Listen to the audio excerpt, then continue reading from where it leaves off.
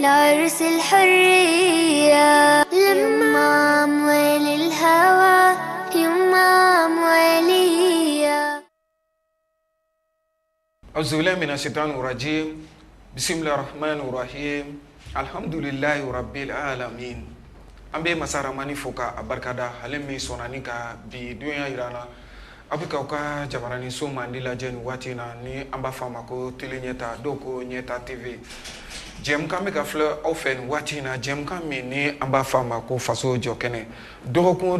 mimbe nyana ma telenyeta re jabarani so sanfe ka folini wali mando ko lase au kelena na bela chelema ina fo jem kan yere to abe talike ayre la to gomina ka wulika jo ani chesiri blasenka anga faso no e ba mali ba yere abseka jo to gomina asen flare ka o ye anga wulika jo e doko wati kele manase wulika jo be blasenka ka se ka mawele mamuno ni anu be na sike ka se ka anda do jamana yere masalaw la même se ka ke sababu ye jamana kono dum bi famnya sura la to gomina ka o be fo ninga o be la jele wale mando ina fo awre chama be akalama to gomina fanga draki o kera onka jamana kono utukalo tileta ani sheki samba fla ani muka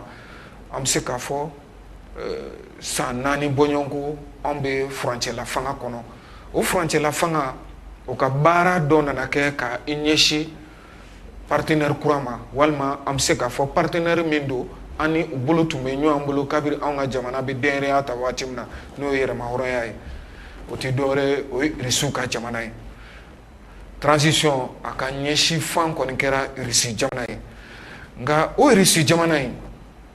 jekulu do de be onka jamana kono munu nye kule kan boka wele kan da ka nyeshi malduma anga nyeshi ni jamana kufole ma no risuka jamana yi o jekulu te dore o groupe de patriotes du Mali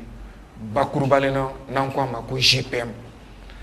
o GPM ye o wele kan minda maldum ku tegeno bla seben frala mim se ka ke sababu risu be se ka nyeshi onka jamana ma kana nga jamana deme ani risu ka bolodi nyoma ka se ka sabati GPM yere ka la hala be tugo jumena bi ani risu ka tegede nyoma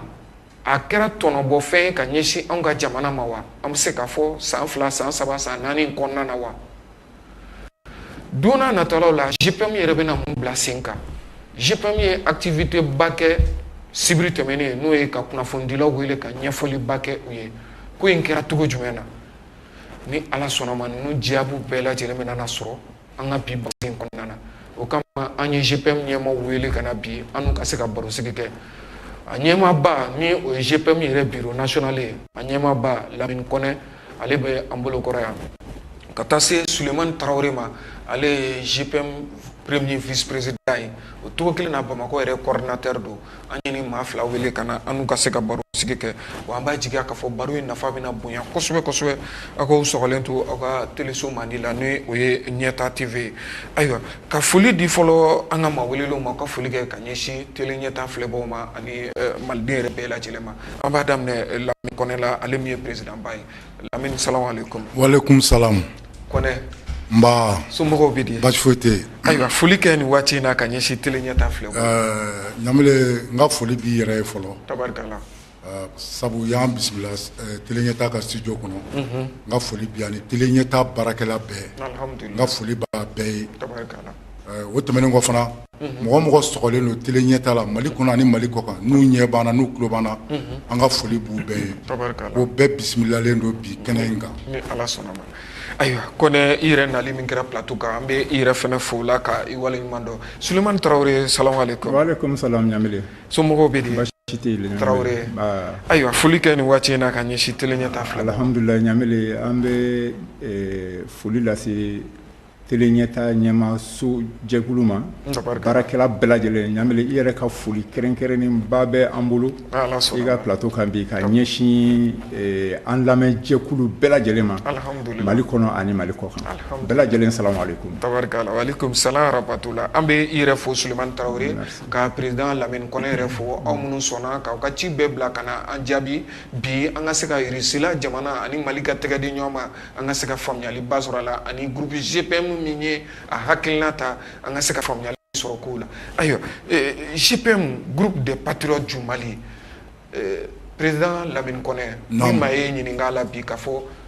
jɛkulu yɛrɛ bɛ cogo jumɛn na bi e bɛ se ka mun sɔrɔ k'a fɔ donc halisa n bɛ foli lase an lamɛnbaaw ani maa minnu ɲɛ b'an na Mali kɔnɔ ani Mali kɔ kan ka foli kurakuraya tuguni kelen ɲɛta baarakɛla bɛɛ n ka foli bɛ bɛɛ ye ɲamile GPM bɛ lahala min na an bɛ don min na i ko bi an bɛ se k'a fɔ n ko alhamdulilayi rabil alamina sabu an ye baara in daminɛ kabini san 2016 ni san an bɛ baara in ala la fo kana san don min na bi parce que baara in sigira hukumu dɔ de kɔnɔna la ni bɛɛ hakili b'a la gɛlɛyaba dɔ de nana Mali kɔnɔ Libi jamana binnen kɔ Kadafi fagalen an y'a ye k'a fɔ jatigɛwale mɔgɔw nana ka na an ka kuranfɛ dugu dɔw minɛ mun kɔnɔ an y'a ye k'a fɔ an ka ɲɛmɔgɔ minnu tun bɛ yan waati u ye welewele bila Faransi jɛkulu dɔ ma n'o ye kɛlɛkɛjɛkulu ye ko Serval olu n'an ka sɔrɔsiw jɛra ka se ka kuranfɛla ka bɔ bolo la nka Kidali kɛra ko wɛrɛ an ma se ka min faamu fo kana se an bɛ waati min na i ko bi novembre tɛmɛnen salon novembre kalo tile 14 n'o ye le 14 novembre 2023 ye an y'a ye k'a fɔ san 10 kɔfɛ Kidali sera ka bɔ bolo la donc o hukumu kɔnɔna la an bɛ se k'a fɔ GPM de ye baara in yɛrɛ ju tigɛ parce que Segu janvier kalo tile 3 san 2016 jamanaden dɔw faso kanu bɛ minnu na n'u bɛ hami ni faso ye n'u bɛ tasi ni faso ye olu y'u hakili jakabɔ k'a fɔ ko jɛkulu caman de nalen don k'a fɔ k'u bɛna an bɔ n bolo la parce que an y'a ye k'a fɔ Serval kɔfɛ Barikani nana Ibrahim Boubacar Keita ka waati kɔnɔna la MINUSMA fana nana nka u ma foyi bɔ ko la don o don adamaden bɛ ka fa an ka sɛnɛfɛnw bɛ jeni baganw bɛ faga mɔgɔw b'u bɔ u sigiyɔrɔ la donc an ko munna an tɛ wele bila Irisi ma o de nana ni nin hakilina ye wasa an ka se ka Irisi wele parce que Irisi jɔra an jigiya kɔrɔ o de kɛra jɛkulu ye jɛkulu min ni a y'a tɔgɔ da groupe des patriotes du Mali alhamdulilayi a sigira n'o hakilina de ye tabarikala ka tila k'a bolofara kɛ Bamakɔ yan k'a cari Mali fan bɛɛ bolofara kɛ Bamakɔ k'a bolofara kɛ Mali fantan naani bɛɛ n'an ko ramification an y'o bɛɛ an y'a bolofara bila hali Mali kɔ kan tabarikala parce que hakilina wɛrɛ tun t'a ma an ka se ka pétition kɛ n'o ye ka bolonɔbila kɛ maliyɛnw wasa an ka jamana ka se ka bɔ bolola Irisiw kana an dɛmɛ parce que an ka armée kunu a tun bɛ cogo min na n'o ye an ka armée ɲɔgɔnna si tun tɛ yen farafinna tilebiyan fan fɛ an de tun bɛ mɔgɔw bɔ bolo la an ni dɔw ka yɛrɛma hɔrɔnya d'u ma donc o armée waati dɔ nana kɛ armée a kɛra dɔnbala fili ye a kɛra batɛmɛ sira ye donc an ko f'an ka armée sigi a kununama na o de nana ni pétition ko ye an ka se ka baara in dawula mais ala y'a ni sababa bɛɛ parce que maliyɛn miliyɔn 8 kunkanfɛn de ye bolonɔ bila la wasa nin baara in ka se ka walɛntigɛ ko la an bɛ se ka fɔ bi alhamdulilayi rabil alamina GPM ka nin baara a ɲɛna parce que Ibrahim Boubacar Keita siranna k'i sen da an ka baara sendannɔ la ka taa Irisiw nɔfɛ nka sɔrɔsi minnu bɛ yen an bɛ don min na i ko bi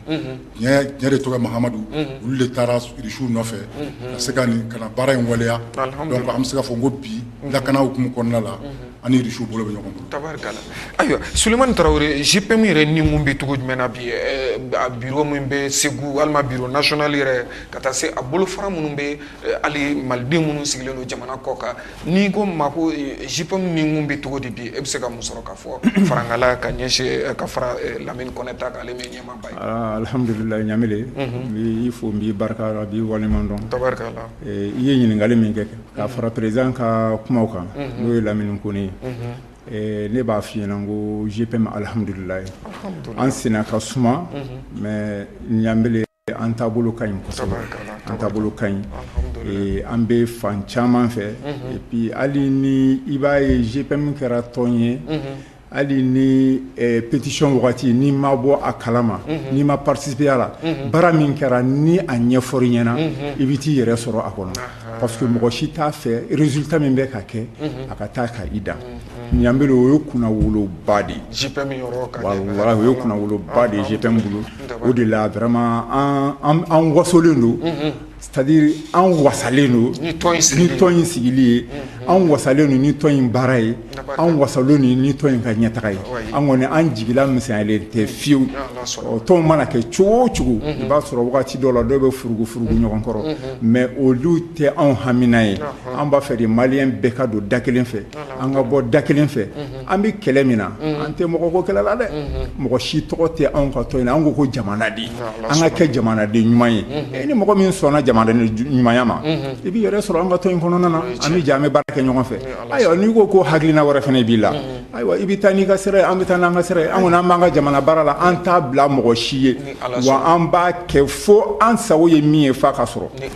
an dun ɲɛ b'a la résultats bɛ ka bɔ fan bɛɛ fɛ Russie vraiment an b'a a ɲini Ala fɛ hali bi an bɛ ka taa tagabolo minnu kan hali bi Ala k'a jiri Ala ka barika don a la an kɔni an ɲɛ bɛ sira ɲuman dɔrɔn de la ani u ni ɲɔgɔn cɛ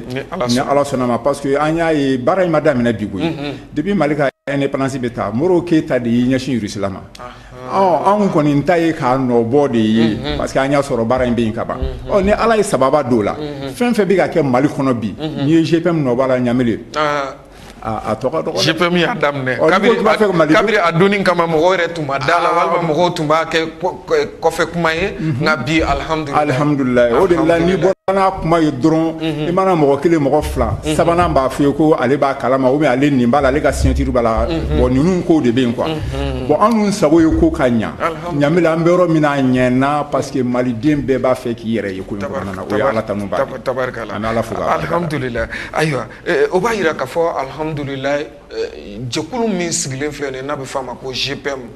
ka se ka wele bila Irisiw ka jamana ma u ka se ka na an dɛmɛ gɛlɛya min bɛ an ka jamana kan a ka se ka wuli ka bɔ yen o jɛkulu in a ka kɛnɛ bi a b'a sen kan alhamdulilayi kabiri san 2016 jɛkulu in bilara sen kan wa a ka wuli ka jɔ halisa a bɛ o cɛsiri nɔ kan an bɛ foli lase aw ma halisa aw yɛrɛ ka faso kanu ani aw ka nin wuli ka jɔ ninnu na sibiri tɛmɛnen an y'a ye k'a fɔ aw ye lajɛrɛ kɛ ka kunnafonidilaw wele ka taa ɲɛfɔli kɛ Lamine Kɔnɛ e min ye tɔn ɲɛmaaba ye n'o ye GPM groupe des patriotes du Mali kunnafonidilaw wele kun tun ye mun ye lajɛrɛ in kun tun ye mun ye ani a bolila sira jumɛn fɛ bon lajɛrɛ in kun tun ye min ye sibiri Irisiw ka so dɔ bɛ yen an ko maison de la Russie a filɛ cité du Niger la an ye welewelekan bila mɔgɔw ma ani maa minnu jɛra ka baara in waleya ɲɔgɔn fɛ parce que an ni jɛkulu caman de ye baara kɛ ɲɔgɔn fɛ kɛrɛnkɛrɛnnenya la n'i y'a jateminɛ donsow ka jɛkulu b'a la ani silamɛtɔn mɔgɔw ye baara kɛ ɲɔgɔn fɛ ani pɛrɛlakaw n'an k'olu ma chrétiens an n'olu fana ye baara kɛ ɲɔgɔn fɛ ani union mɔgɔw minnu ka dugukolo ntarakilo la an n'olu ye baara kɛ ɲɔgɔn fɛ ani dugutigilakaw ye baara kɛ ɲɔgɔn fɛ ani aso ngo mɔgɔw an n'olu fana ye baara kɛ ɲɔgɔn fɛ Mali kɔnɔ bon ani association caman bɛ yen mɔgɔ ko faso ko ani nin bɛɛ ye baara kɛ ɲɔgɔn fɛ donc a ka kan bonya bɛ yen bonyamasegin bɛ yen an ko k'a ka kan an k'u wele ka taa parce que kabini anw min bɛ baara in na an filɛ san 8 na janvier nata o tile 3 o bɛ k'an san 9 ye baara in na donc bonyamasegin kan kɛ o tɛmɛnen kɔfɛ an ko ambassade fana an y'olu fana wele kɛnɛ kɔnɔ n'i y'a mɛn jɔn kunna i b'a ko sababu ɲuman Irisiw ka lasigiden so min bɛ yan an ye olu ka consul o ni a jɛɲɔgɔnw olu fana tun bɛ kɛnɛ in kɔnɔ ka bonyamasegin k'u fana ye welewelekan de kɛra o ye Ala y'a kɛ tiɲɛ yɛrɛ la a kɛra kɛnɛ wasalen ye an ye baara minnu kɛ an y'an da d'u la parce que anw ye baara caman de kɛ pétition kɔfɛla la an sera Mali dugutigilakaw ma donc olu caman y'a jira an na k'a fɔ ko tiɲɛ la baara min filɛ an da bi kumakan min b'an da bi a ka kan mɔgɔ n'an kan ka jɛ ko parce que ko n'i ye sekulu ye dugutigi dɔw yɛrɛ y'a fɔ ko u b'a fɛ an ka pétition kurakuraya Mali dugutigilakaw fan fɛ wasa u bɛɛ ka bolonɔ bila wasa Irisi kana taa ko parce que k'olu ye Irisi ye kunun Modibo tile ka se Modibo tile makɔrɔbaw dugutigilaka dɔw yɛrɛ bɛ yen Sanankɔrɔ dugutigilaka an sera o dugutigi ma a ko o kɛra 2022 kɔnɔ ko 2022 y'ale san 40 a bɛ dugutigiya la ko kumakan min b'anw da ale ma deli k'a ɲɔgɔnna mɛn donc a ka kan a ka fara anw kan an ka jɛ ka baara kɛ ko parce que k'an ye faso jɔlaw de ye donc an bɛ don min na i ko bi kɔnɔdimi tɛ ɲɛdimi don yɛrɛfɔ tɛ fana anw de bɛ se ka maliyɛn bɛɛ don da kelen fɛ ka maliyɛn bɛɛ bɔ da kelen fɛ munna Ɲamele Mali an bɛ don min na i ko bi halisa tafe saba tɛ malien sɔrɔ bilen kɔgɔbɔrɔ tɛ malien sɔrɔ kɛmɛ naani tɛ malien sɔrɔ kɛmɛ fila tɛ fɛn jumɛn de malien sɔrɔ i ka fɛn f'u ye u bi sɔn fɛn min ma u ɲɛ bɛ fɛn min na u dalen don fɛn min na malien ɲɛ bɛ fɛn jumɛn na coopération Mali Russie malien dalen don fɛn jumɛn na coopération Mali Russie malien bi sɔn fɛn jumɛn ma coopération Mali Russie o kumakan bɛ jɔn da o kumakan bɛ groupe des patriotes du Mali de da donc an bɛ se ka fɔ n ko bi alhamdulilahi rabbil alamina n ko malien an y'u wele ka taa ka bonyamasegin k'u fo parce que ni bɛɛ tun ma pétition in kɛ an tun bɛ kuma min na sa ma sɔrɔ an t'o la bilen parce que an ka jamana kun tilatɔ don an na donc a ka kan bonya bɛ yen bonyamasegin bɛ yen an ka bonyamasegin kɛ mɔgɔw ye ani an ka maakɔrɔ minnu fana n'u ntanyana u ye baara in daminɛ an fɛ u miniji dɔgɔyara an ye bonyamasegin an y'u tasibila kɛ ka s'olu fana ma kɛnɛ in kan ani fana an ka mɔgɔ dɔw fana bɛ yen cɛkɔrɔba dɔw bɛ yen u banana u dalen don so kɔnɔ kabini 2016 u bɛ baara in na parce que an ka baara in na ɲamile an ka baara in a daminɛ na an y'a gɛlɛya dɔ donna a kɔnɔ parce que ani dɔw y'a daminɛ ɲɔgɔn fɛ olu y'a yirana k'a fɔ ko wari t'a la dɔw ko ka Faransi to yan fana ko Russie tɛ se ka na k'a tɛna ɲɛ sɔrɔ a la an ye jiri turu ɲɔgɔn fɛ dɔw y'a yira k'a fɔ ko nin tɛ jiri balota ye an ko k'an ka sɔn y'u sen bɔ sɔnni na an ye jiri in sɔn jiri nana nugu ka feere ka den kɛ den kɛlen sisan o mɔgɔ kelen de bɛ n'u jɔ bi k'a fɔ ko olu ta ye jiri in ye ni da bɛ jiri fɛ a bɛ kun fɛ dɛ k'a sɔrɔ u tɛ se ka foyi fɔ GFM ko la an bɛ don min na i ko bi u tɛ fɛn kalama GFM ko la u tɛ se ka fɛn fɔ GFM ko la bon an bɛ se ka fɔ alhamdulilahi rabbil alamina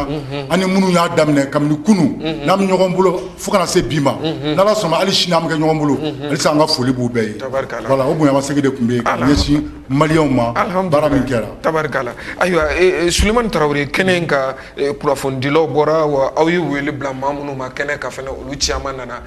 o bɛ kɛ kunkɔrɔtaba ye aw bolo aw minnu ye GPM ɲɛmaaw ye Sulemani Tarawele ɲamele alhamdulilayi an bɛ Ala fo k'a barikada ɲamele walahi Ala ni foli ka kan ɲamele an de b'an yɛrɛ sɛgɛn Ala tilala ka baara la Ala tilalen don pewu ɲamele an bɛ Ala fo nin na an ye nin baara kɛ maɲumanko ni dɛsɛ min kɔnɔna na k'a fɔ ko résultat de ye nin ɲamele kɔlɔbɔ na maɲumanko bonyana ɲamele yɛrɛ bɛ fɛn caman kalama wagati pétition bɛ signé wagati min a tɔrɔ bonyana dɛ mais ɲamele an ye nin organiser parce que an tun b'a fɛ ka organiser ka kɛ salle ba dɔ de kɔnɔ palais de la culture n'a ɲɔgɔnnaw ka mɔgɔw wele ɲamele an dɔrɔn tɛ dɛ walahi ɲamele malidenw de sɔnna ɲamele signature mɔgɔ 8,8 kɔ ɲamele o tɛ manamana ko ye dɛ o tɛ manamana ko ye dɛ yɛrɛ bɛ se k'a fɔ Mali tariki la signature la Mali la an bɛ se k'a fɔ o ma deli ka kɛ yɛrɛ a fɔ farafinna komi n'i tɛ diɲɛ ko bɛɛ kalama mais farafinna kɔni Mali mɔgɔw k'u tɛgɛ nɔ bila sɛbɛnfura la fo mɔgɔ 8,8 an diɲɛna ni ko dɔ ye o laɲini ka sabati Mali référendum kɛra mɔgɔ 8,8 ma bɔ ka fɔ o tɛ bɔ o tɛ yen wa élection ma kɛ mɔgɔ 8,8 sɔrɔ la min na ɲamele o kumana an bɛ Ala fo k'a barikada ɲamele o de la an ye mɔgɔw wele ka témoignage ba de kɛ ɲamele alhamdulillah mɔgɔw nana ni tɔn an tɛ se k'a bɛɛ wele dɛ parce que an bɛ yɔrɔ min na a yɔrɔ salle tun man bon kosɛbɛ an y'a kɛ maison de Russie la maison de Russie ye GPM tɔnɔ dɔ ye GPM tɔnɔ dɔ don après a ɲɛmɔgɔ ye Alu Tunkara a bɛ CNT la an y'a kɛ yen de parce que o ye Russiw ka yɔrɔ ye an y'a kɛ ka mɔgɔw wele ka tɔn dɔw wele tɔn minnu jɔyɔrɔ bonyana baara la kosɛbɛ n'an bɛ ɲɔgɔn bolo hali bi n'an y'u wele n'u bɛ jaabili kɛ an y'o tɔn mɔgɔw de wele u kana kɛnɛ kan k'a yir'u la a ye baara min kɛ résultat min sɔrɔ a la depuis 2016-2017 ambassadeur ye kuma minnu fɔ a ye na a kana lamɛn a ka kɛ seere ye o kuma minnu fɔra ɲamele olu de bɛ ka waleya bi ɲamele o kumana n'an ma Ala fo la an bɛ kɛ fitiriwale ye o de la an ye mɔgɔw wele mɔgɔw nana an nana ka n'a yir'u la depuis 2016-2017 an ka 4e dépôt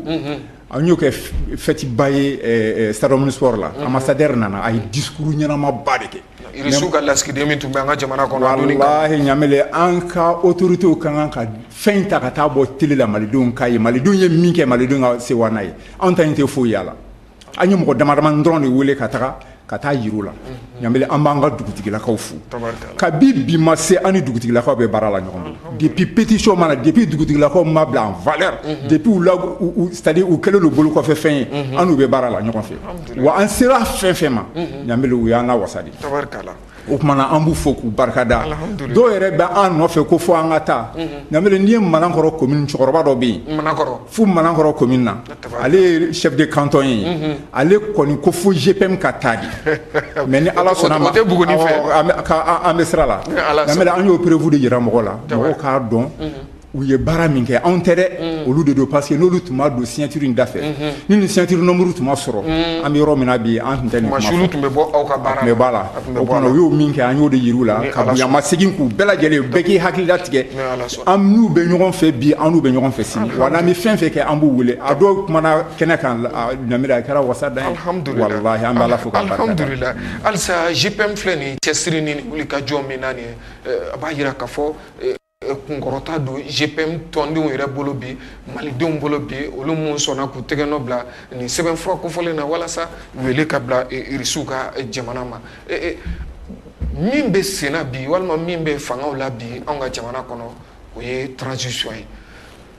transition u nana o ye GPM y'i bolo ɲɛsin yɔrɔ min na k'o ka k'an ka partenaire ye n'o ye Irisila ye transition fana ye ɲɛsin yen ma aw ni transition aw cɛ bɛ cogo jumɛn na bi ka taa se Mali yɛrɛ ni Irisila ka tɛgɛ di ɲɔgɔn ma a ye tɔnɔ bɔ wa a ma tɔnɔ bɔ wa ni Ala sɔnna ma baro tako filanan na an bɛ segin ka na walasa o jaabi ka se ka di malidenw ma a k'an sɔni يمام وللهوى يمام وليا يمام وللهوى يمام وليا بسمة تقهر الهموم والآمل يملاها عمر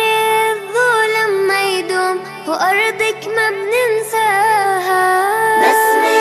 تقهر الهموم والآمل يملاها عمر الظلم ما يدوم وأرضك ما بننساها والكون كله بيحضر لعرس الحرية يمام وللهوى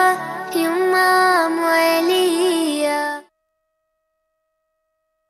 foli ani waleɲuman dɔw ko lase aw kelenkelenna bɛɛ lajɛlen ma ni waati in na a bɛ k'aw ka jɛmukan filɛ jɛmukan min ni a bɛ f'a ma faso jɔ kɛnɛ dɔgɔkun dɔgɔkun teleɲɛta jabaraniso sanfɛ an seginna ka na plateau kan maa welelen Lamini Kɔnɛ ale ye GPM bureau national ɲɛmaaba ye ka taa se a ka dangan fɔlɔ ma ni o ye Sulemani Tarawele an n'olu de bɛ ka baro sigi kɛ GPM yɛrɛ ka lahalaya ka taa se Mali yɛrɛ ni Irisila u ka tɛgɛ di ɲɔgɔn ma a kisa bɛ cogo jumɛnw na masala bɛ ka boli olu de kan ɲininkali tun nana da yɔrɔ min na o de ye k'a fɔ camancɛla fanga walima furancɛla fanga a bɛ fɔ min ma ko transition o de bɛ sen na anw ka jamana kɔnɔ kabiri utukalo tile 18 san 2020 an bɛ don min na komi bi Irisila walima nin baara minnu kɛra Irisila ni transition yɛrɛ ni ɲɔgɔn cɛ o transition kelen furancɛla fanga min bɛ yen bi n'o ye an bɛ se k'a fɔ général cɛ 5 min bɛ yen bi aw ni transition yɛrɛ aw cɛ bɛ cogo jumɛn na bi Lamini Kɔnɛ e min ye GPM ɲɛmaaba ye. Ɲamele i ka nin ɲininkali a diyara n ye kojugu. Tabarikala. Ɲamele an bɛ don min na i ko bi. C'est-à-dire kumakan ko dɔw bɛ yen an b'a daminɛ n'olu ye o bɛ barika don kuma la o kuma tɔ sinsin Ɲamele i yɛrɛ y'a fɔ furancɛla fanga in a nana cogo di la yarɔ M5 RFP de ye wulikajɔ kɛ walasa furancɛla fanga in ka se ka na mais Ɲamele n bɛna kuma dɔ fɔ kɛnɛ in kɔnɔ yan bi maliyɛnw k'a lamɛn wa maliyɛnw ɲɛ bɛ n na u tulo bɛ n na n bɛna min fɔ nkalon t'a la hakika de don M5 tutigɛba GPM de don GPM kelen min an filɛ masala la ni ne yɛrɛ o tɔ ɲɛmaaba ye GPM M5 tutigɛba GPM de don cogo di cogo jumɛn na Sulemani Tarawele min sigilen filɛ nin ni GPM premier vice président don ni Bamako coordinateur don M5 ko bɛ daminɛ tuma min na Cɛmɔgɔ Mayiga n'u k'a ma Sotelma Cɛmɔgɔ de sera Sulemani Tarawele ma k'a fɔ Solo ye ko ko u b'a fɛ ka wuli ka jɔ dɔ kɛ yɛlɛmɛni kana parce que fanga min bɛ yen fanga dɛsɛra mais a ti taa fo ka kɛ kulu de ye a sera Solo ma ko Solo ka se ka association tɔgɔ d'a ma parce que Solo ni association caman ye pétition kɛ ɲɔgɔn fɛ u nana fara Solo ka pétition kɛ Solo ye association min tɔgɔ di cɛmɔgɔ Mayiga a ka taa ni association 25 ye a donni kama Solo de y'u tɔgɔ n'u ka contact k'u sɛbɛn ka d'a ma cɛmɔgɔ Mayiga da taara n'o ye ani Cheikh Umar Sissogo u ka se k'o association de fara ɲɔgɔn kan o de kɛra EMK ye baaraw daminɛna nin cogo in de la baara daminɛna n'o cogo o de kɛra EMK ye parce que MK de ye fɛn ko in yɛrɛ daminɛ ye MK sigilen sen kan sisan FFD ni CEMAS olu nana fara MK kan ka sɔrɔ ka M5 bangi donc an bɛ se k'a fɔ an bɛ don min na i ko bi Rishi nali Modibo Keyita kɔfɛ groupe des patrons du Mali alhamdulillah o de don parce que Ibrahim Boubacar Keïta ale siranna ka di sen na anw sennanɔ la mais Ala barika la Surasiw an b'u fo nin kɛnɛ kɔnɔ k'u waleɲuman dɔn olu taara Irisiw nɔfɛ n'u kuma taa Irisiw nɔfɛ san b'a sɔrɔ ko kuma wɛrɛ bɛ yen donc a ka fanga min b'an bolo bi an ka jɔyɔrɔma dondo an ka tɔpɔtɔ parce que ninnu de bɛna kɛ sababu ye ka Mali bɔ bolola ka farafinna ka yɛrɛma hɔrɔnya d'a ma parce que an kɛlen don misali ye bi donc maintenant M5 sababu 4ème république min filɛ sen na a sababu bɔra GPM fana na donc GPM an bɛ se k'a fɔ n ko GPM kɛra futinɛ yelen de Mali kɔnɔ ka yɛlɛmani don o kɔnɔna la bon i ka nin kuma in kɔnɔna la i ye ɲininka ko ani général cɛ duuru ka taa se hali premier ministre min yɛrɛ bɛ Choguel Kokala Mayiga an n'u cɛ bɛ cogo jumɛn na bon sisan sababu mɔgɔ i kana ɲinɛ sababu kɔ ne yɛrɛ tɔgɔ ye Mahamadu Choguel an bɛ Choguel fo kɛnɛ in kɔnɔ Choguel Kokala Mayiga kabini 2017 an ni Choguel bɛ ɲɔgɔn bolo fo kana kɛ fanga ye Choguel an n'a bɛ ɲɔgɔn bolo a ye an lakodɔn parce que a ye sababu dɔn sababu kɔfɛ Irisiw fana ka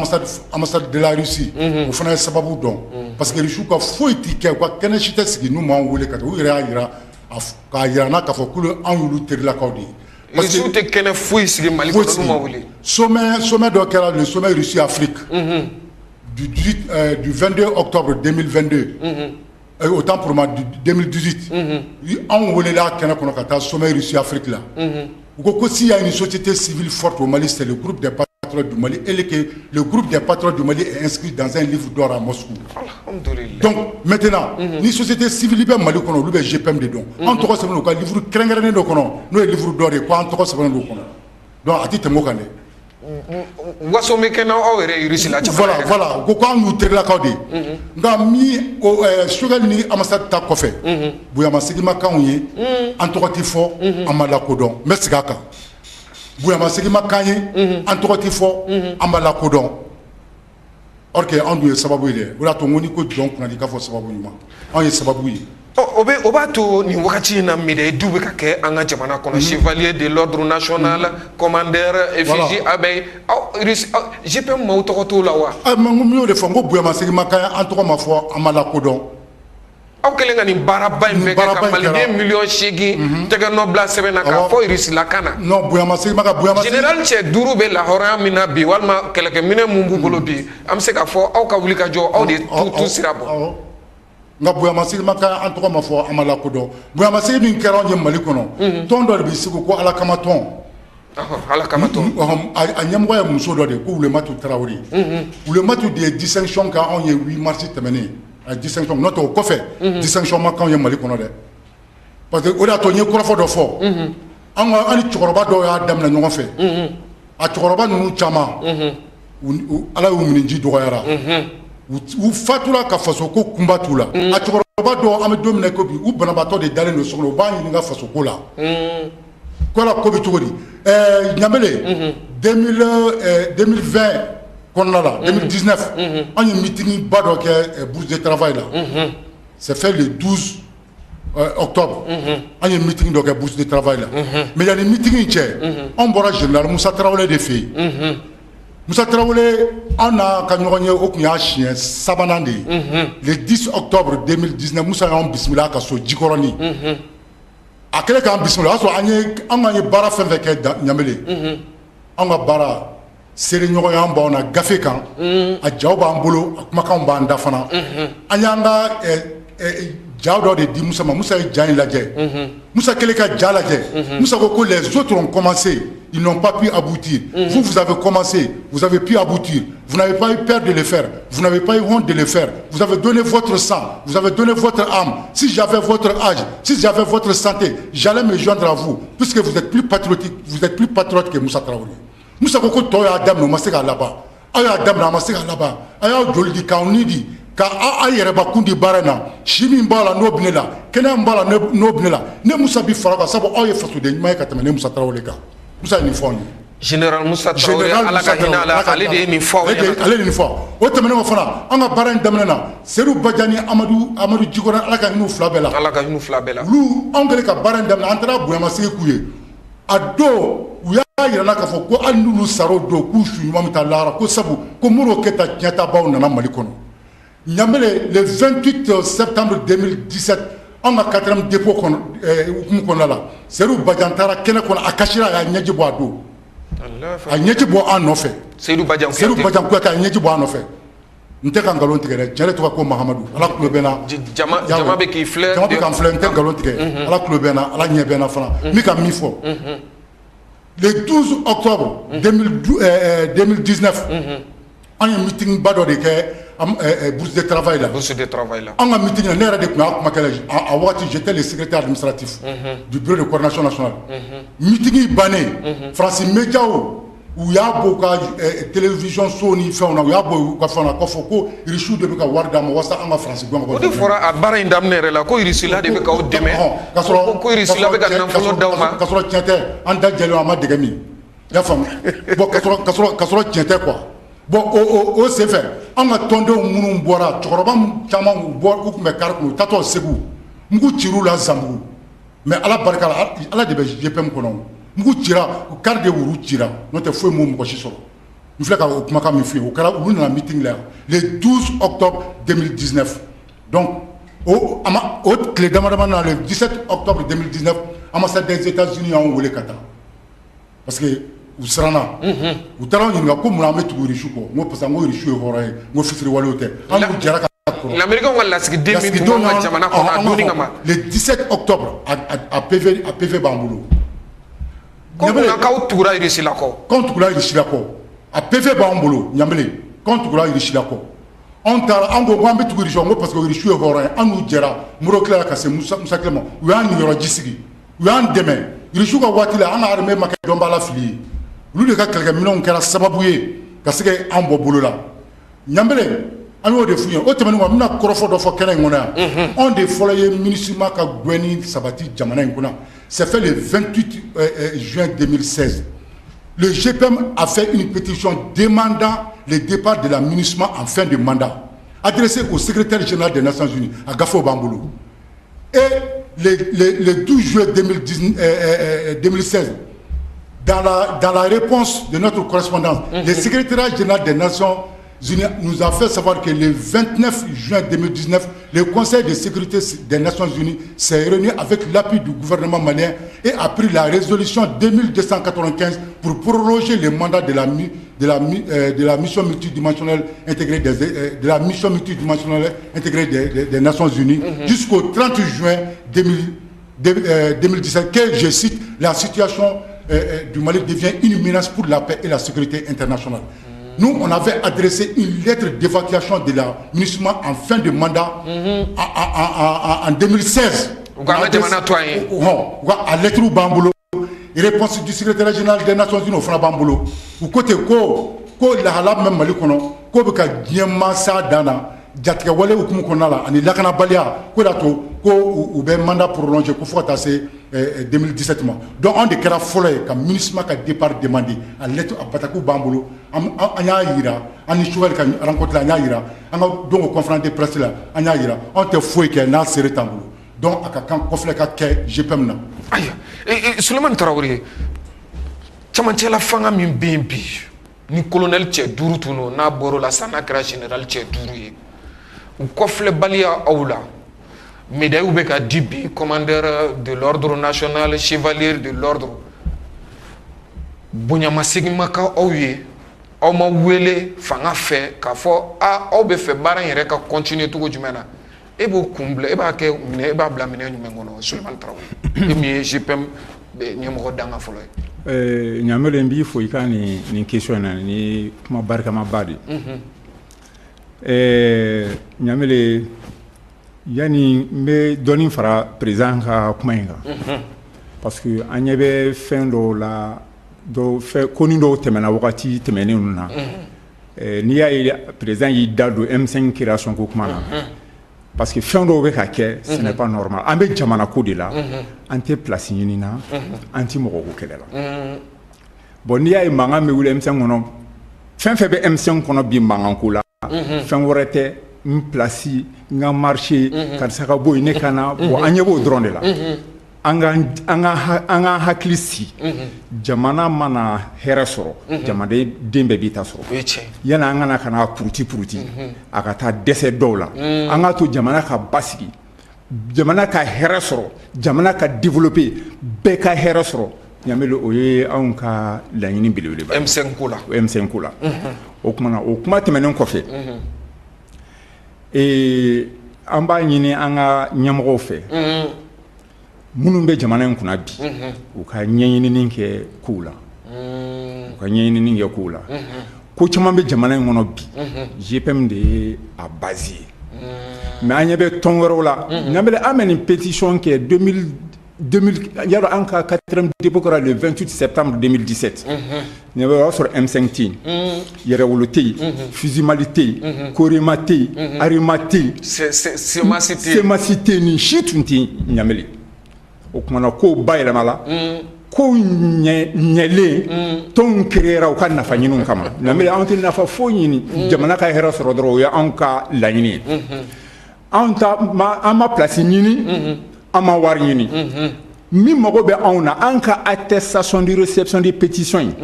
an ko jamana ko de don valeur la ka yira k'a fɔ jamanaden mɔgɔ miliyɔn 8 kɔ ɲamele e b'o kuma mɛn k'o bɛ dɔ o bɛ jamana in kɔnɔ k'i sigi e t'olu considérer e t'olu fo e t'olu ɲininka a ka preuve bɛ min a ka laɲini ye mun ye laɲini foyi t'an bolo ni nin tɛ an ye place sɔrɔ an ma place sɔrɔ wo anw ka laɲini ye min ye dɔrɔn an ka jamana ka bila sira ɲuman kan wa minnu bɛ jamana in kunna bi an b'u kɔ dɛ tant que u ni Russie kɔni bɛ ɲɔgɔn fɛ wa an y'a ye développement ko baden de bɛ ka bɔ ko in kɔnɔna na Russie bɛ ka confiance sɔrɔ à cause du GPM ka bɛ an ka attestation n'u ye o papier di an ma Russie yɛrɛ bɛ Russie taara n'a ye Nations Unies na Russie yɛrɛ de taara ni attestation ɲini Nations Unies na ka taa yira ko jamana ka taa yira k'a fɔ Russie yɛrɛ mana anw ka jamana kɔnɔ k'a fɔ u nana ka na u cu yan nɔ mais wele de bilara Russie ma wa jɛkulu dɔ de y'a baara kɛ ɲamele n ko Russie ye depuis donc Russie ka nali yɛrɛ n bɛ se k'a fɔ k'a kɔkɔrɔma don k'a sɛbɛntiya o y'aw ka signature ye wallahi ɲamele ni mɔgɔ min b'i ɲɛ to ou bien n'i bɛ bɛn a ma n'a man di ye i bɛ se k'o fɔ parce que an b'a dɔn yanni bi cɛ mɔgɔ badenw de bɛ minnu ka intérêt bɛ Faransi wa o mɔgɔ badenw de bɛ affaire kɔnɔ bi an b'o dɔn dɛ a baden de bɛ ɲamele hali fagali t'a ban minnu yɛrɛ Russie la minnu tun t'a fɛ Russie la tɔgɔ yɛrɛ de ka fɔ fiyewu ɲamele GPM ye baara kɛ dɛ wallahi ne ye Russie la tɔgɔ mɛn bi imagine k'a ta 2000 an ka kɛlɛ daminɛ 2012 ka n'a bila 2015 2016 Russie la kun bɛ cogo di Russie la tɔgɔ yɛrɛ tun tɛ fɔ farafinna u y'a tunu yɛrɛ de pe ka kɛ komi foyi ti GPM de wulila ni Russie drapeau ye i b'a ye événement fɛn fɛn kɛra i bɛ GPM ka drapeau ye i b'an ka banderole ye mais GPM ye kɛlɛ de kɛ a y'a kɛ de wa diɲɛ bɛɛ ɲɛ b'a la wa minnu bɛ affaire la bi u b'a dɔn GPM ye min kɛ o de y'a to anw ye gɛlɛya sɔrɔ IBK la mɔgɔ tun tɛ se k'an reçoit mais Abdoulaye Diop y'anw reçoit k'a to IBK ka affaire étrangère la k'an ka tiɲɛ segin an ma kumaw bɛ yen kɔfɛ ko ɲamele ko bɛ na dɛ GPM ta y'a ka ko ye wa ko bɛ laban GPM ta la inchallah wa n'i ko k'i bɛ malidenw fara ɲɔgɔn kan n'i panna GPM kunna i bɛ ka min fɔ tiɲɛ tɛ dɛ. Tiɲɛ ayiwa ala k'a ni sababa bɛɛ Lamine Kɔnɛ e min ye GPM ɲɛmaaba ye Mali ni Russie la ka tɛgɛ di ɲɔgɔn ma tɔnɔ bɔra la wa an bɛ se k'a fɔ a daminɛ ni sisan cɛ Russie la kelen ka na i sen don baara ɲɔgɔnyaw sabatili la anw ka jamana ni ɲɔgɔn cɛ tɔnɔ sɔrɔla la wa tɔnɔ bɛ ka bɔ a la wa hali ni y'a sɔrɔ dɔw b'a fɔ k'a fɔ irisila ka teriya nafa foyi t'a la e bɛ se ka mun sɔrɔ k'a fɔ Lamini Kɔnɛ. Ne bɛ min sɔrɔ ka fɔ la jibi dɔw kɔ la dɔɔni parce que anw bɛ nin kɛlɛ na a bɛ san 10 bɔ n'o ye jatigɛwale kɛlɛ ye jamana yɛrɛ tun t'an bolo bilen yɛrɛ bon an ye wele bila irisiw ma u nana diɲɛ bɛɛ de bɛ ka jɛ Mali la u b'a ka fɔ AES mais kɛlɛ yɛrɛ de ye Mali ye diɲɛ bɛ ka jɛ Mali de la parce que n'i y'a jateminɛ OTAN ani Américains an bɛ se k'a fɔ bɛɛ de bɛ ka jɛ Mali la parce que OTAN ni Amérique u bɛɛ bolo bɛ ɲɔgɔn bolo n'i ye kɔnɔfɛ kɛlɛ in jateminɛ Kidali yɛrɛ libération ka na se Tɛzawa ni gɛlɛya minnu bɛ yen n'i y'a jateminɛ i b'a dɔn k'a fɔ ni irisi tun tɛ sa maa sɔrɔ an bɛ ka kuma wɛrɛ fɔ halisa donc sécurité n'i y'a mɛn bɛ ko kɛ o k'a sɔrɔ i lakanalen don dɛ an kana ɲɔgɔn nɛgɛ tiɲɛ de tɔgɔ ye Mahamadu n'i y'a mɛn bɛ ko kɛ o k'a sɔrɔ lakana sabatira ka ɲɛ n'o tɛ i ye min fɔ effectivement irisiw u bɛ lakanan kan parce que u n'an ka cɛfini tabɔ an b'an ka cɛfini tabɔw fo walayi Mali cɛfini tabɔw tiɲɛ la n'i ye jateminɛ kɛ mɔgɔ min don cɛsirilen don parce que an y'u ye ka kɔrɔ anw de taara ka taa Algérie ka indépendance ta ka d'a ma rébellion fɔlɔ dɔ kɛra en 1963 an de y'an sen don o kan ko an ka cɛfini tabɔ don ko ban o bɛɛ kɛra ni irisiw ka kɛlɛkɛminɛnw ye Portugais nana bi Sékou Touré kan le 22 novembre 1970 Mali armée de taara ka taa Sékou Touré bɔ bolo la donc an ka cɛfini tabɔ farafinna kɔnɔ yan misaliyaw don donc irisiw nalen min filɛ nin ye GPM ka wuli ka jɔ in na walayi an bɛ se k'a fɔ an bɛ don min na i ko bi n ko dɔɔni ko in bɛ ka nɔgɔya parce que an ka fɔlɔ la gɛlɛyaba min tun bɛ kɛnɛya lakana hukumu kɔnɔ camanba bɔr'o la nka halisa a ma ban bon irisiw u tun ye taamasiyɛn dɔw yira ka ban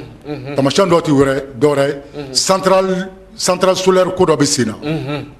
u y'a bɔ tele an bɛɛ y'a ye n'o tɛ Ɲamele ne bɛ se k'a fɔ irisiw indépendance waati irisiw y'an dɛmɛ dɛ irisiw y'an dɛmɛ dɛ parce que an ka kalanden caman de taara kalan kɛ irisi la an ka cadre caman bɛ yen a bɔra irisi la SONAREM tun bɛ yan Société nationale de recherche et d'exploitation des ressources minières du Mali kalanna ani irisiw de tun b'an dɛmɛ an ka se k'o baara waleya Musa Tile ni Modibo Tile la a ye sanu fɛn o fɛn bɔ o waatiw la cimenterie de Djamu irisiw de ye cimenterie jɔ an ye ni irisiw tun bɛ yan sisan m'a sɔrɔ ciment ko lafiya donna a ko la nka waati dɔ kɛra an ka fɛn bɛɛ feerela donc irisiw ka infrastructure caman bɛ yen irisiw y'o jɔ Stade Omnisport filɛ nin ye irisiw de ye Stade Omnisport jɔ CFP ne yɛrɛ bɔra CFP de la irisiw ye ne kalan CFP la ne ka kalan kunfɔlɔ kɛra CFP de la irisiw ye ne kalan ye irisiw ye CFP jɔ ENSP irisiw ye yɔrɔ caman Office du Niger irisiw le projet Mema Pharmaké Musa Minɛkuma irisiw de tun bɛna Office du Niger ta k'a don ba la nka o ko tiɲɛna n'o tɛ u tun nana n'u ka machine yɛrɛ bɛɛ ye ka kɔrɔ. donc halisa irisiw bɛ se ka ko kɛ. irisiw bɛ ko kɛ mais komi an bɛ yɔrɔ min na ko bi an bɛ yɔrɔ min na ko sisan mɔgɔw presselen don quoi parce que lakana ko in kɛlen don ka mɔgɔw yɛrɛ pressé parce que mɔgɔ ɲɛ bɛ min na mɔgɔ ɲɛ bɛ développement de la an bɛ don min na ko bi yiriwa ka se ka boloda an ka goudron da étages caman ka jɔ étages caman ka jɔ mais transition u bɛ tiɲɛ la u bɛ k'u jeni yɔrɔ fin parce que a kɛra cogo cogo u bɛ ka dɔ kɛ mais en partenaire irisiw ninnu u fana jɛ de bɛ ka k'u la o c'est à dire n'i ye ko in yɛrɛ jateminɛ ko in ma nɔgɔn nka an k'a bɔ a da fɛ an kɔni b'a dɔn k'a fɔ a tɛ ko mɛnta tɛ bilen irisi bɛna walankata kɛ ko la jamana in kɔnɔ yan an bɛna an sago sɔrɔ parce que irisiw u ye ko caman k'an fɛ ka kɔrɔ n'i ye misaliya to kan i bɛna dɔn k'a fɔ waati nataw la siniɲɛsigi bɛ yen an n'u ka jɛ kɔnɔna na. ala sɔnna ma ayiwa ala ka ani sababa bɛɛ Sulemani Tarawele kulu sera siɲɛ na an bɛ se k'a fɔ an bɛna se baro yɛrɛ kuncɛyɔrɔ ma e bɛ se ka dakuruɲɛ kelen jumɛn fara président ta kan ani ka foli ni kumakan labanw kɛ yanni an ka kɔrɔfɔ kuncɛ Lamini Kɔnɛ na ale ka kɔrɔfɔ kuncɛ. Ɲamele ne kɔni ne bɛ malidenw fo. tabarikala. k'an ka autorité k'u fo kosɛbɛ. alhamdulilayi. Ɲamele an kana ɲinɛ. avant 2020. Mali 90% du territoire o de tun occupé o de tun signalé comme zone rouge. n'an tun bɛ voyager f'an k'an sara dɔw la. f'an k'an sara dɔw la i tɛ se ka bɔ tant que olu ma ɲɛ i ma i b'u deli de pour que i ka se ka se o zone ninnu kɔnɔ o kɛra avant 2020 tout près ɲamiri n'an ko an ɲinɛ o kɔ kelen ni kelen ka ta kɛ intérêt ɲini sama fagara an kana sogo tigɛ bɛɛ ka tɛ ni ta ye ɲamiri o ti ɲa dɛ o ti ɲa dɛ o kumana an b'a ɲini an ka autorités fɛ u bɛ baara min na u ka taa fɛ ani Irisiw ka jɛɲɔgɔnya Irisiw de y'a fɔ dɛ anw m'a fɔ an bɛ ka kuma fɛn fɛn fɔ a bɛɛ prévu bɛ anw bolo Mali mago bɛ fɛn fɛn la n'a se bɛ olu Irisiw ye ni Mali y'a ɲini u fɛ u b'a kɛ alhamdulillah ɲamele o ye belebele dɛ o ye belebele ni aw yɛrɛ ma se ka fɛn ɲini ou bien olu kɔni wuli ka na fɛn dɔ imposer donc dayɛlɛlen don olu kɔni ye dayɛlɛ u dayɛlɛlen don wa u tɛnɛ ye min ye k'a fɔ k'u bɛ pression kɛ aw kan ou bien k'u da don aw ka sokɔnɔ kow la non o kɔni u ko k'u da tɛ don olu la tɛ pression kɛ mais n'aw yɛrɛ ye fɛn min jateminɛ k'a dɔn k'a fɔ nin bɛ sɔrɔ Irisiw bolo an mago de b'a la an bɛ taa ɲini Mali u b'a di alhamdulillah ɲamele wallahi Mali jamana barikama ba di tabarikala ni ne yɛrɛ ɲininka ne b'a fɔ Mali ɲɔgɔn tɛ diɲɛ kɔnɔ alhamdulillah farafinna ɲamele a jateminɛ kɛ Mali ni Irisila de bɛ da ɲɔgɔn ma quoi Europe OTAN bɛɛ farala ɲɔgɔn kan contre la Russie u ma se ka nɔbɔ Afrique OTAN bɛɛ farala ɲɔgɔn kan OTAN jamana bɛɛ tun bɛ Mali la yan a bɛɛ tun bɛ yan mais u dɛsɛra Mali la yan ɲamele olu tɛ gansan ye koyi wallahi n'an y'an ka jamana labila an y'a k'an yɛrɛ ye mais min fɔ ka fara i ka kuma kan an bɛ yɔrɔ min na bi komi an ye fɛn kɛ maison de Russie la langue bɛ ka kalan yen sisan Irisiw ka langue bɛ ka kalan yen n'a ka di mɔgɔ ye i bɛ t'i inscrit ni an ka numéro bilala ni mɔgɔ min y'an wele ni mago b'a yɔrɔ la an b'a yɔrɔ expliquer ɲɛna a bɛ sisi Niger la i ka taa i ka t'i inscrit i ka an ka langue ta ɲamele an b'a ɲini an ka autorités fɛ kan min bɛ anw yɛrɛ bolo yan an bɛ ka sama walikanw nɔfɛ kan min bɛ anw yɛrɛ bolo yan ɲamele o k'a don ba la wallahi ɲamele an yɛrɛ tun kɔnɔ ko ɲina école fingala n k'u bɛna n ko don an ka école la ɲamele u kana ɲinɛ ko ye ka barika don a la an ka jamana ka ɲɛtaga ba de b'a la ni mɔgɔ min dɛsɛra n'i ma se ka tubabu kalan kɛ i ma se ka arabu kalan kɛ n'i bɛ se ka nin kalan i bɛ se k'i yɛrɛ débrouiller k'an ka livre kalan ka se k'an ka tabiyaw ni fɛnw dɔn ɲamele o de tun bɛ n fɛ ka fara tabarikala i Tarawele ala ka ani sababa bɛɛ ni ala sɔnna ma Lamini Kɔnɛ e min ye JPM ɲɛmaaba ye min ma ko kɛ ka bi kɔrɔfɔw kun cɛ e bɛ se ka mun sɔrɔ k'a fɔ yanni an ni ka sigi wɛrɛ cɛ Lamini Kɔnɛ ne bɛ se ka min sɔrɔ k'a fɔ an ni ambassadeur de la Russie ka 5e conférence de presse Alexis Toulian à la maison de la presse là c'est fait le 18 avril de 2019 il y a Irana k'a fɔ le GPM s'est prononcé sur l'approfondissement de la coopération entre le Mali et la Russie nous allons aider le Mali ça ne se fera pas dans la précipitation ça se fera discrètement avec douceur ensuite on verra le résultat fɛn bɛɛ b'o kɔnɔ GPM de kɛra sababu ye Mali ni Russie la cɛ teriya sira kɔrɔ bɛ ka se k'o yuguba donc o se olu bɛna anw dɛmɛ sira bɛɛ kan a ko sira bɛɛ kan dɛmɛ in bɛ kɛ dɔɔni dɔɔni a bɛ kɛ gindo la fo ka taa nɔ bɔ a la wa ni nɔ bɔra la don o don maliyɛn bɛɛ bɛna ye ambassadeur ye nin kuma fɔ ça veut dire que Russie labɛnnen don ka anw dɛmɛ sira bɛɛ kan a y'o yira anw na a y'o de fɔ anw ɲɛna donc an bɛ min ɲini maliyɛnw fɛ an kana an fari fa parce que an kana an fara parce que baara dɔ de an jɛra ka baara dɔ daminɛ biɲɛ kura bɔ tɛ taa wɔyɔ kɔ dɛ ɔhɔ donc n'i y'a mɛn n jɔn kunnadi k'a fɔ sababu ɲuman fana dɛ bamananw ko ten ko dununkɔrɔ min kasikan bɛ mɔgɔw kunu fajiri la sɛgɛ tɛ se k'o dennama ta dɛ wa mali tɛ to duuru nare jukɔrɔ ji la n'ala sɔnna ma anw ye jamana dɔ ye an bɔkolo ka ɲi n'i y'a jateminɛ k'a daminɛ Sunjataw na ka na se cɛba Babɛnbaw ka na se El Hadji Umaru Taliw ma olu de jɔra anw ye nanzara ye min kɛ yan'a k'an ka jamana minɛ a ka ca ni san 50 ni kɔ a dɛsɛra anw na an ka jamana a ka ca ni san 50 ni kɔ ye u dɛsɛra anw na u ye dɔw minɛ kalo 6 dɔw san 1 mais maliyɛn ma sɔn mara ma wa an tɛ mara dɛ donc an bɛ an ka autorité minnu bɛ yen bi an b'u fo walayi an ka foli b'u ye u bɛ baara min na nin u k'u cɛsiri wa olu de bɛna kɛ sababu ye bi ka kɛ farafinna misaliya wa diɲɛ le Mali sera l'Eldorado de toute l'Afrique ni ala Europe yɛrɛ bɛna kana carte de séjour ɲini an fɛ yan n'ala sɔnna ma ala k'o kɛ bon n bɛ bɔ kuma la ka bɛɛ fo mɔgɔ tulo b'an na mɔgɔ ɲɛ b'an na an ka foli b'a bɛɛ hakɛto b'a la salamu wa salam salim kɔnɛ ka i fo ka Sulemani Traoré fɛnɛ fo ale min ye GPM vice président ye o togo kelen na Bamakɔ yɛrɛ coordinateur don ka aw fo aw min y'aw ka ci bɛɛ lajɛlen bila ka se ka na an ka wele jaabi an n'aw ka se ka baro sigi kɛ nin kan an b'a jigiya ka fɔ nin tɛna k'an ka baro laban ye tuma ni tuma ka to ka wele ka na GPM ko faso ko ka se ka na an da don a la surtout plus précisément irisiw u bɛ se ka mun k'anw ka jamana ye an ni irisiw ka tɛgɛ di ɲɔgɔn ma tɔnɔ bɛ se ka bɔ a la wa tɔnɔ tɛ bɔ a la wa a ko bɛ cogo jumɛn na ninnu bɛɛ lajɛlen malidenw mago bɛ nin jaabiw la an b'aw fo ka aw waleɲuman dɔn an b'a jigiya ka fɔ welekan minnu fana dara nin jɛmukan in kɔnɔna na n'o de ye malidenw ka tɛgɛ di ɲɔgɔn ma ye n'o de ye malidenw ka se ka hakili ka se ka to jamana yɛrɛ marabaaw ka se k'u hakili to GPM na ni ala sɔnna ma olu bɛɛ lajɛlen na bila sen ka don n'a nataw la bari GPM ye kɔlɔbɔ ni maɲumako min kɛ walasa ka maa 8,000,000 ka signature sɔrɔ irisiw bɛ se ka na anw ka jamana kɔnɔ cogo min na ka na intervention kɛ walima ka na an dɛmɛ an kungo la o kɛra koba ye anw yɛrɛ kɛra a seere an minnu tun bɛ kunnafonidi kɛ a wagati la arajo ɲɛtaa la an bɛ se ka fɔ wulikajɔw caman kɛra GPM fɛ olu GPM hakili kan ka to u la u kan ka fo u fo don dɔ ye bi ye u kan ka waleɲuman dɔn u waleɲuman don dɔ ye bi ye an bɛ bɛɛ fo ka bɛɛ waleɲuman dɔn ni ala sɔnna ma dɔgɔkun wɛrɛ aw ni ne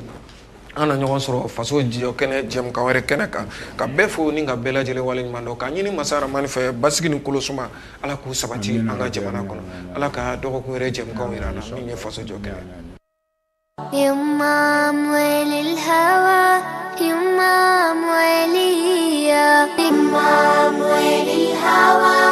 يمام وليا بسمة بتقهر الهموم والامل يملاها عمر الظلم ما يدوم وارضك ما بننساها